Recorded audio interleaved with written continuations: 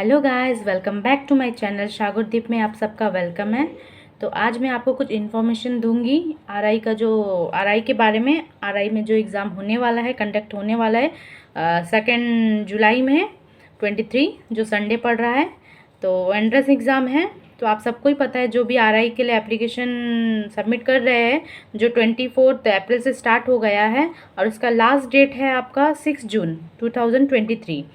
तो आरआई का एग्ज़ाम के लिए है, जिसमें आपका BSc BEd, BEd, MEd, then BA BEd सारा कोर्स है।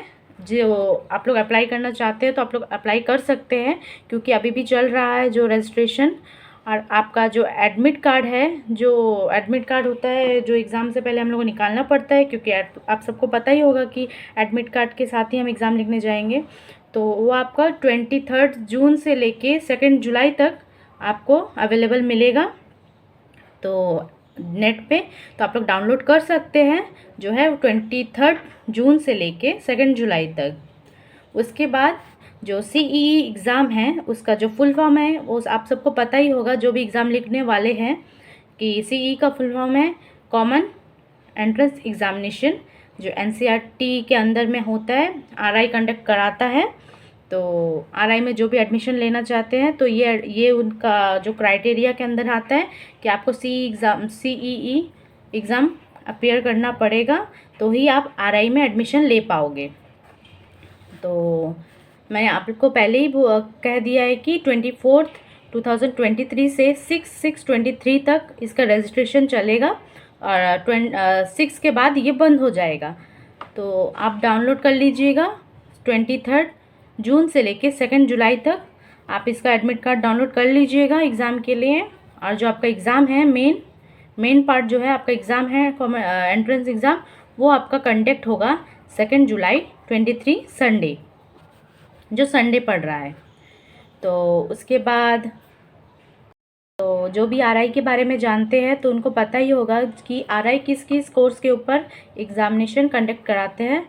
तो एंट्रेंस वो है, पहला है BA BEd, then BSc BEd, BEd 2 year, then MSc BEd, BEd MEd, ये सब के ऊपर आरआई जो है एंट्रेंस कंडक्ट कराते हैं। तो आपको ये पूरा हमारे ऑल ओवर इंडिया में तो आपका 5 आरआई है। तो पहला आरआई जो है भुवनेश्वर में, देन दूसरा मैसूर, तीसरा भोपाल, फोर्थ है आपका अजमेर, एंड फिफ्थ शिलोंग। तो ये 5 आरआई हैं, जहाँ पे आपका जो कोटा दिया होता है, जैसा कुछ स्टेट आपका अजमेर में है, जो एंट्रेंस लिखेंगे तो इनका जब सिलेक्शन होगा तो कुछ का जो एडमिशन होगा अजमेर में, तो कुछ का होगा भोपाल में, कुछ का शिलोंग में। ये आपके कोर्स के ऊपर डिपेंड है कि आप कौन सा कोर्स ले रहे हो। तो हो गया। उसके बाद आपको जो है एंट्रेंस के बाद क्या करना है, आपका एंट्रेंस हो जाएगा 2 जुलाई में।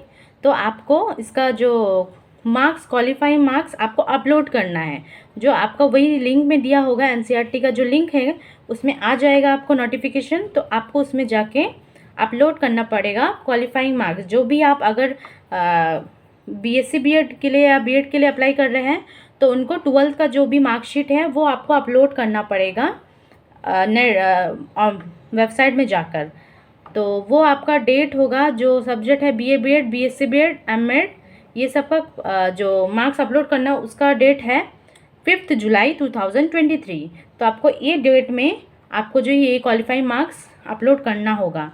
और जो सेकंड है 15/7/2023, इसमें बीएड और एमएड के जो बच्चे हैं, ये बच्चे 5/7/2023 को क्वालिफाइंग मार्क्स अपलोड करेंगे। तो जो भी बीएड के लिए अप्लाई करेंगे वो ग्रेजुएशन का मार्क्स अपलोड करेंगे उसमें। तो उसके बाद जाके आपका मेन जो है पेपर कैसा आता है। तो पेपर में आपको ये 3 पार्ट में डिवाइड होता है। तो पहला आता है teaching attitude, then reasoning, then English. तो आपका टीचिंग एटीट्यूड तो आपका एजुकेशन से रिलेटेड होता है, तो आपको इसके लिए एजुकेशन के बारे में थोड़ा पढ़ना होगा। और इसमें आपका टीचर्स का बिहेवियर स्टूडेंट के साथ कैसा होना चाहिए, इसके बारे में भी क्वेश्चन करते हैं। जो 12th के बच्चे, उनको आइडिया नहीं होगा, तो उनको थोड़ा सा देखना पड़ेगा इस सब्जेक्ट को, टीचिंग एप्टीट्यूड। तो इसके लिए मैंने कुछ वीडियोज़ भी देखे थे। तो मैं इसका लिंक आपको प्रोवाइड कर लूँगी। तो उसके बाद है रीजनिंग में आपको है मेंटल एबिलिटी, जैसे पजल्स, रीअरेंजिंग, नंबर लॉजिक, ये सब के बारे में आपको थोड़ा देखना होगा, सॉल्व करना होगा। तो और थर्ड है आपका इंग्लिश। तो इंग्लिश में आपका आता है मेजर, जैसे ग्रामर। तो जिसको भी ग्रामर का आइडिया होगा तो वो इंग्लिश ना पढ़े तो भी होगा, पर आपको टीचिंग एप्टीट्यूड और रीजनिंग में ज़्यादा ध्यान देना होगा, क्योंकि आपका इंग्लिश जो है वो आपका 20 क्वेश्चन आता है, आपका पर क्वेश्चन 2 मार्क्स आता है। तो 40 मार्क्स का होता है आपका इंग्लिश। और आपका टीचिंग एप्टीट्यूड और रीजनिंग में आपको पर 30 क्वेश्चन आता है, 30। तो आपका पर्टिकुलर जैसे टीचिंग में आपका 60 मार्क्स हो जाता है, और टीचिंग रीजनिंग में आपका 60 मार्क्स, तो टोटल हो गया 120 मार्क्स आपका टीचिंग एप्टीट्यूड एंड रीजनिंग से आता है, और आपका 40 मार्क्स जो है आपका इंग्लिश से आता है। तो ओवरऑल जो भी मार्क्स है वो आपका 160 है। 160 के अंदर आपका एग्ज़ाम होगा, जो एंट्रेंस एग्ज़ाम, जिसमें आपको स्कोर करना पड़ता है। और इसमें आपका नेगेटिव मार्किंग होता है गाइस, तो इसलिए थोड़ा ध्यान से आप लोग एंट्रेंस एग्ज़ाम जब लिखोगे थोड़ा ध्यान से लिखिए, क्योंकि आपका इसमें नेगेटिव मार्किंग होता है, -0.5 होता है। तो उसके बाद आपको इसका जो एग्ज़ाम के बाद आपका रिज़ल्ट कैसे प्रोसीजर क्या है उनका, तो CE जो एग्ज़ाम होता है उसका उन लोग 60% लेते हैं, और 40% जो आपका 12th या ग्रेजुएशन में जो परसेंटेज आता है उसका 40% लेते हैं। तो ओवरऑल हो जाता है 100%। तो 100% में आपका जो भी रिज़ल्ट डिक्लेयर होता है कि 100 में आपको कितना मिला है, तो उसके हिसाब से आपका एडमिशन होगा। यहाँ पे जो सबसे ज़्यादा स्कोर करेगा उसका एडमिशन पहले हो जाएगा। तो जो बच्चे के पास टाइम नहीं है वो यूट्यूब से पढ़ सकते हैं, क्योंकि यूट्यूब में बहुत सारे वीडियोस दिए हैं आपका टीचिंग एप्टीट्यूड, रीजनिंग, इंग्लिश के बारे में बहुत सारा कॉन्सेप्ट है, आप लोग पढ़ सकते हैं यूट्यूब से, क्योंकि यूट्यूब में बहुत अच्छी तरह से एक्सप्लेन भी करते हैं। मैंने भी यूट्यूब से ही पढ़ाई किया है। जब एंट्रेंस के लिए मैं तैयारी कर रही थी, मेरे पास टाइम नहीं था, तो मैं यूट्यूब से ही पढ़ रही थी। तो आप लोग भी अच्छे से पढ़िए। तो ऑल द बेस्ट। तो एग्ज़ाम के लिए जो सी एग्ज़ाम एंट्रेंस जो 2 जुलाई को होने वाला है, उसके लिए ऑल द बेस्ट आप सबको।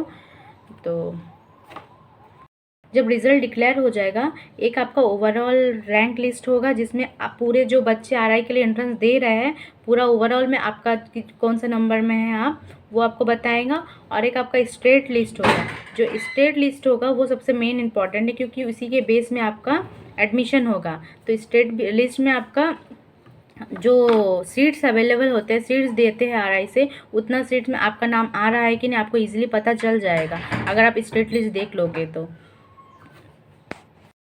एडमिशन।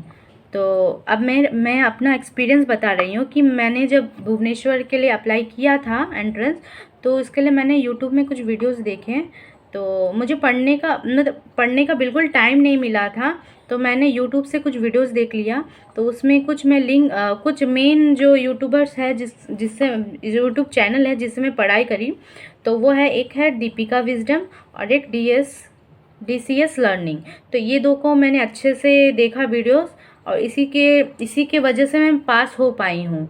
तो मैं इसका लिंक आपको दे दूँगी, आप लोग ये लिंक में जाके वीडियोस देख सकते हो और पढ़ भी सकते हो। और ये जो 2 चैनल, इसमें बहुत अच्छी तरह से दिया होता है RI का जो भी टीचिंग एप्टीट्यूड, रीजनिंग, इंग्लिश, ये सारे कॉन्सेप्ट बहुत अच्छे से दिया होता है। तो आप लोग आसानी से इसको पढ़ सकते हैं और एग्ज़ाम दे पाओगे और पास भी हो जाओगे। मुझे इतना कॉन्फिडेंट है, क्योंकि मैं हुई हूँ, मैंने भी वीडियोस ही देखा है। तो आज का व्लॉग मैं यहीं पे ख़त्म करती हूँ। तो टाटा गाइस। अगर आपको मेरा वीडियोस अच्छा लगे तो प्लीज़ मेरे चैनल को सब्सक्राइब कर दीजिएगा और लाइक कमेंट ज़रूर करिएगा।